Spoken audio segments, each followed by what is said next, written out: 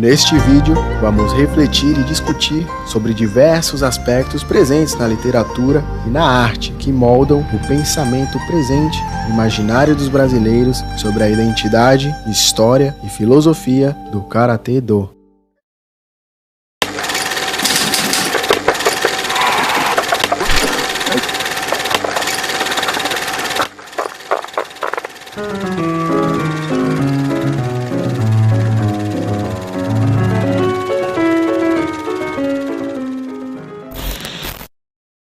Um estudo realizado pelo pesquisador Tiago Froze, mestre em Ciências do Movimento Humano pela UFRGS, especialista em Psicologia Transpessoal pela Unipaz e bacharel em Educação Física pela UFRGS, em parceria com a Janice Zarpellon, doutora em Ciências do Desporto, com o objetivo de produzir uma meta-análise da literatura circulante sobre a inserção e o desenvolvimento do Karatê no Brasil, abordando seus diferentes estilos, eles concluem que foi difundida no Brasil uma versão distorcida sobre a história do Karatê, por meio da mídia, pela tradição oral e pelo preconceito entre os praticantes de diferentes estilos. Esses estudos se originam de uma profunda preocupação em relação aos equívocos presentes na internet, manuais de associações, revistas com maior gravidade, em artigos e livros acerca dos aspectos teóricos que envolvem esta disciplina oriental. Estes últimos trabalhos, que deveriam ser a vanguarda do conhecimento histórico e técnico, se apresentam como combustível para a fornalha dos tropeços acerca do caminho das mãos vazias.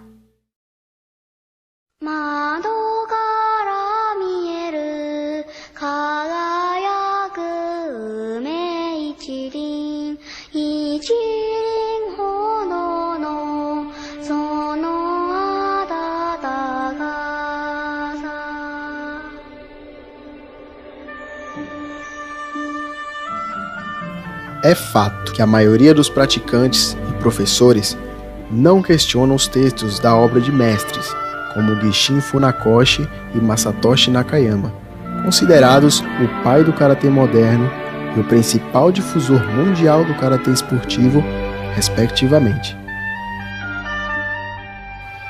Como a literatura revela, além de ignorar a história da maioria dos estilos de karatê, que compõem um universo de mais de 60 escolas diferentes, estes e praticamente todos os autores que os sucederam alimentam uma ideia centralizada no estilo Shotokan, ampliando no máximo para estilos contemporâneos a Funakoshi, como Goju Ryu e Shito Ryu, ou a estilos como Kyokushin Kaikan.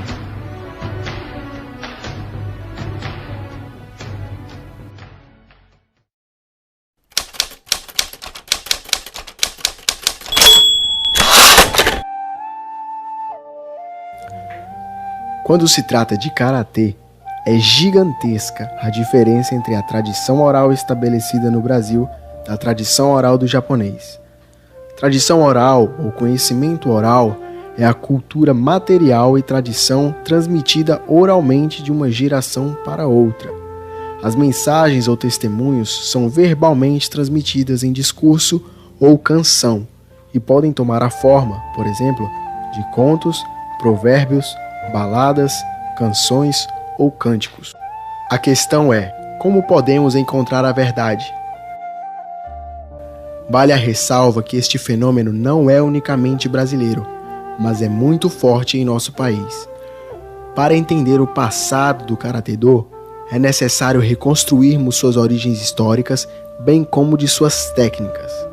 Para isso, é preciso interpretar historicamente o Karatê-Do, distinguindo as ideias do imaginário daquilo que as fontes nos apresentam, como eventos ocorridos ao longo do processo de desenvolvimento desta prática. Precisamos apontar aquelas crenças que são transmitidas oralmente nas academias e outros espaços de prática do karatê, mas que não sustentam pelas evidências empíricas. Sem fontes históricas, não podemos considerar estas crenças como conhecimento. Entre estas crenças, podemos citar as ideias de que o karatê surgiu a partir das práticas de imitar animais, de indianos que ensinaram os Shaolin, que por sua vez instruíram algum pirata que se escondeu em Okinawa, o qual por sua vez deu o nome de karatê a essa arte. Também devemos recusar a teoria que sustenta que o karatê-do é proveniente do jiu-jitsu.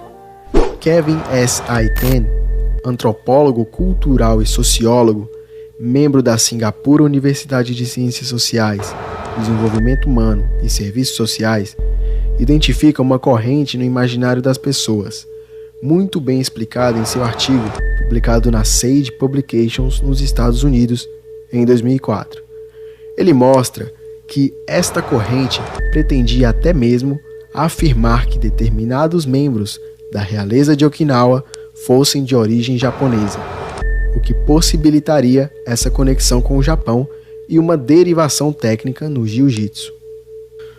Os estudos deste autor, no entanto, refutaram esta teoria. Na verdade, essas histórias têm pouco ou nada a responder sobre as origens do karatê-do. Para Kevin, muitos relatos que envolvem a história do karatê baseiam-se em lendas e mitos, sem qualquer base na historiografia do Japão e, portanto, não podendo ser assumido como verdade.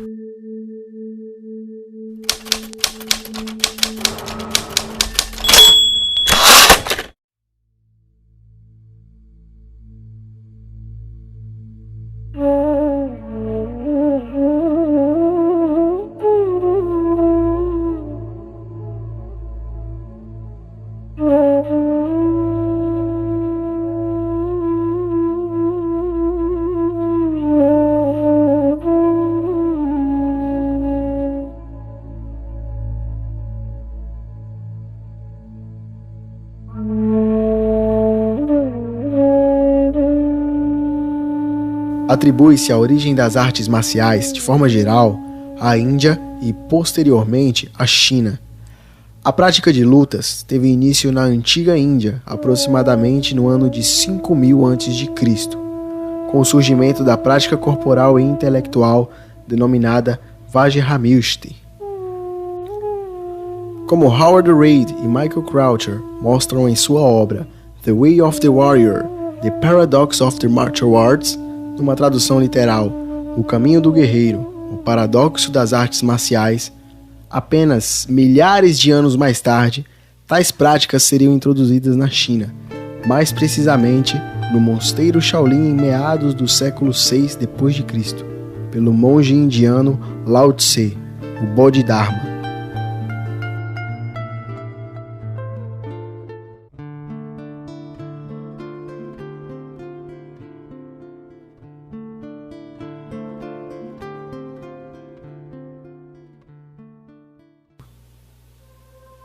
Porém, o caso do karatê é muito mais específico.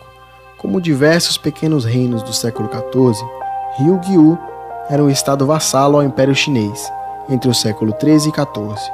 Nessa época, o reino adotava um sistema de castas sociais muito semelhante dos grandes países da região, China, Índia e Japão.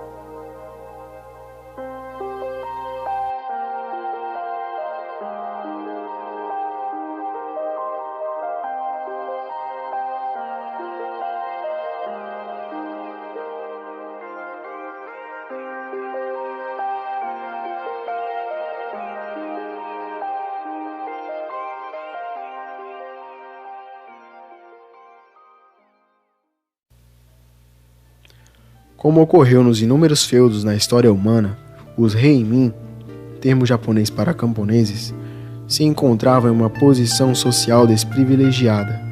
Era comum que tivessem de ofertar a quase totalidade de suas colheitas para pagar os tributos exigidos pela nobreza, o que lhes infligia sofrimento através da fome.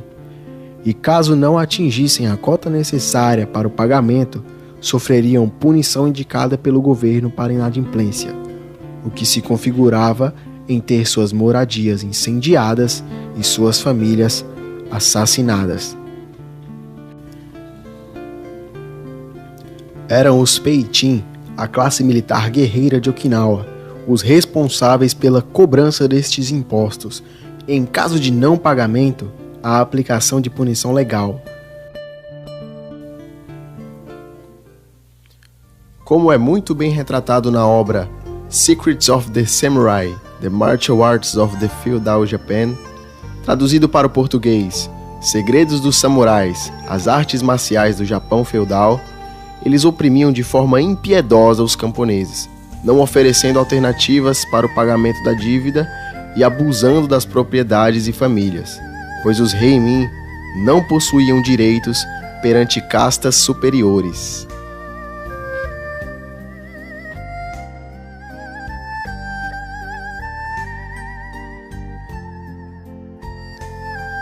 Esta situação acabou estimulando os agricultores a criarem formas de se exercitar e se preparar para os embates com os Peitin. Como o porte de armas pela população comum era proibido pelos reis da dinastia Shō, os heimin passaram a sistematizar 2 sistemas de defesa pessoal que, em verdade, eram treinados juntos. A estes chamaram genericamente de Te, cujas formas eram rudimentares em relação ao que viríamos conhecer por Karate-Do. Outro fator apontado para uma nova onda de desenvolvimento do Te foi um decreto de proibição do porte de armas pelos ocupantes japoneses de Okinawa em 1609. A partir do século XVII, houve a apropriação do Te pelos guerreiros de Okinawa, os Peitin, que passaram a realizar vários intercâmbios com marinheiros e militares chineses, com quem viriam a aprender as artes marciais daquele país e passariam a desenvolver a arte que chamariam de Tode, no dialeto de Okinawa, que significa mãos chinesas, e karatê em japonês. Depois de passar por situações difíceis para conter os heimin revoltosos desde o século XV, os guerreiros okinauenses passaram a estudar a luta de mãos nuas nativa, chegando a criar um sistema de graduação de 6 hachimaki, faixas coloridas na testa, a exemplo das faixas que são usadas atualmente na cintura para graduações de Kyu. Foram, portanto, os membros da casta guerreira de Okinawa aqueles que realmente impulsionaram o desenvolvimento do Karate-Do.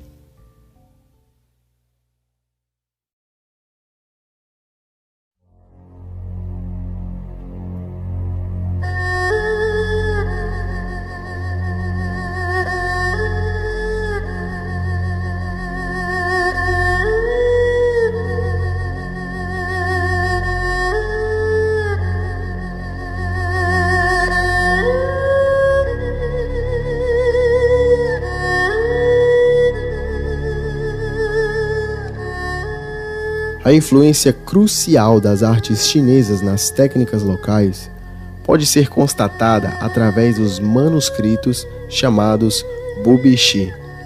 Este tratado de preparação guerreira foi sendo copiado manualmente por gerações, até ser formalmente documentado nas Notas de Oshima, por Ryosho Tubi. Tesouro durante séculos pelos melhores mestres do karatê, o Bubishi é um clássico trabalho chinês sobre filosofia, estratégia, medicina e técnica, que se relacionam com as artes marciais.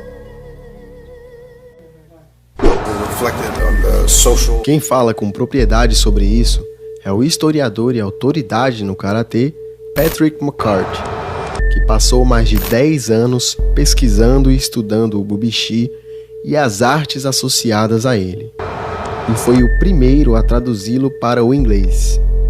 A obra original contém 240 volumes, 10.405 páginas e mais de 200.000 caracteres chineses, o que o torna o livro mais longo da história chinesa em relação aos assuntos militares. Neste contexto, dentro da classe guerreira de Okinawa, os Peitin tinham uma regra peculiar: passar os conhecimentos do Tudê da família secretamente, apenas para o primogênito. Esse costume, ou regra, era chamado de Ishisoden, e é a ele que Gichin Funakoshi e outros autores se referem quando falam sobre a passagem das técnicas do karatê primitivo de forma secreta. No tempo do Todê moderno, no século XIX, iniciava em Okinawa os treinos dos mestres mais conhecidos por levar a arte ao Japão continental. Acabava assim a cultura do Ishisoden, ou seja, a passagem das técnicas de defesa pessoal apenas entre parênteses, e iniciava a prática do karatê nas escolas de Okinawa.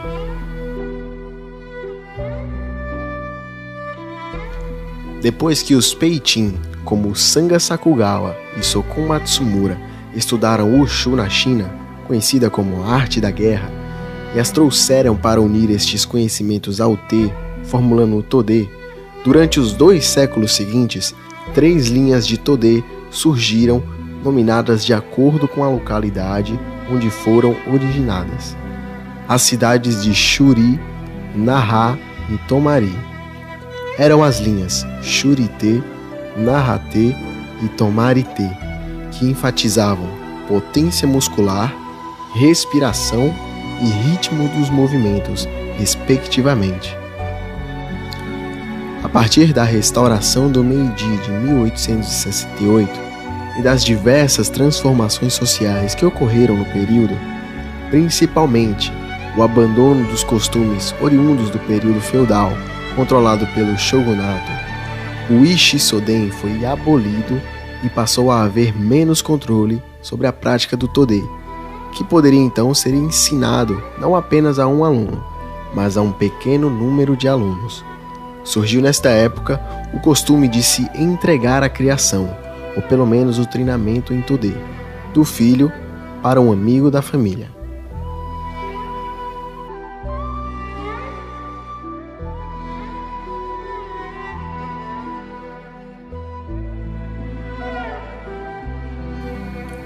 Nesta época, um dos mais eminentes mestres da arte de Okinawa passou a trabalhar em uma forma de levar a prática do karatê ao público geral, tornando-o a disciplina de educação física nas escolas. Para isto, Anko Itosu formulou os 10 artigos sobre o Todê, que, bem aceitos pelos dirigentes do sistema educacional da época, possibilitaram a inserção do karatê nas escolas da prefeitura de Okinawa.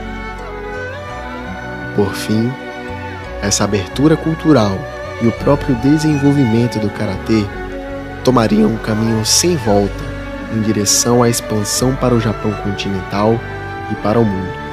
A partir da década de 20, diversos mestres de Okinawa iriam para o Japão a fim de disseminar a arte que vinha sendo cultivada há séculos pelos Peichin.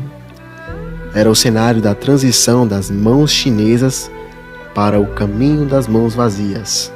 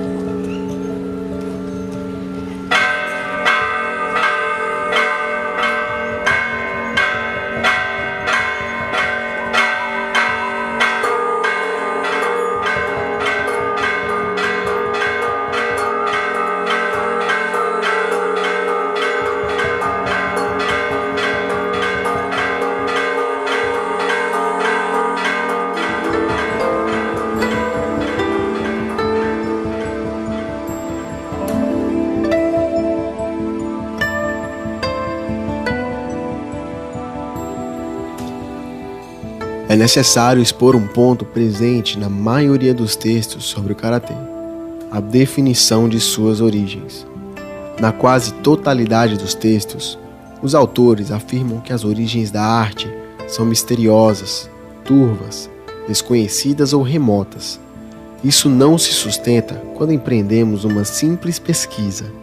Rapidamente, descobrimos que, além de um departamento de pesquisa histórica mantido pela Prefeitura de Okinawa, que visa recuperar a memória de suas atividades e práticas culturais semi-destruídas pelas batalhas da Segunda Guerra Mundial, há livros de importantes mestres de Okinawa contando fatos e lendas sobre a prática do caminho das mãos vazias, desde próximo à sua sistematização em Ryukyu.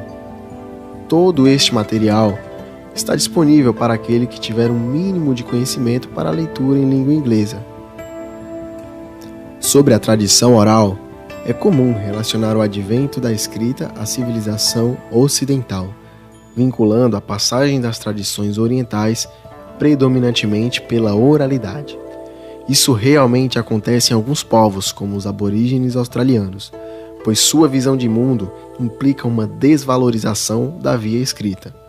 Porém, essa não era uma ideia compactuada pelos japoneses e okinauenses. De fato, tanto os Bushi, guerreiros japoneses, quanto os Peitin, guerreiros de Ryukyu, valorizavam a passagem de seus rituais, tradições e técnicas diversas pela escrita. Ocorriam verdadeiras guerras no período feudal para que um clã se apoderasse dos Komonja, rolos de papiro contendo a descrição escrita de técnicas secretas de outros grupos ou famílias. Portanto, é importante entender que não é uma questão de tradição que a passagem dos conhecimentos do karatê no Brasil tenha acontecido de forma oral, e sim devido ao contexto estabelecido. O que não pode ser esquecido é que não há nada mais natural do que essa realidade que acabou resultando no Karatê-do deste início de milênio. O processo de construção da própria sociedade humana aponta para a possibilidade de vermos os diversos fenômenos, entre os quais as práticas esportivas ou atividades físicas não estão excluídas, percebendo as inúmeras relações caóticas nos diversos segmentos da cultura. Neste aspecto, o karatê é tema de meios e mídias, como o cinema, a televisão, revistas em quadrinhos, desenhos animados, livros, contos, caminhos de autoconhecimento e desenvolvimento pessoal ou espiritual, do esporte aos jogos digitais. Todos influenciando de alguma forma em cada uma de suas diferentes manifestações na construção de conceitos no imaginário social. Ao invés de nos preocuparmos em brigar por qual karatê é o certo, chegou a hora de percebermos e apreciarmos esse fenômeno riquíssimo, cultural e socialmente, que é a arte das mãos vazias. O caminho para a mudança é o estudo disciplinado, o manabo dos japoneses. Entender que o karatê não é um fenômeno cultural japonês, e sim o resultado de um processo influenciado por várias matrizes culturais, é necessário. É preciso conhecer a cultura, a religião, o idioma e, se possível, a própria metafísica que envolve uma prática corporal integrativa como a do Karatê-do. Assim, poderemos realmente trilhar o caminho do guerreiro sem ocasionar neste processo malefícios ao outro, a nós mesmos e ao nosso meio.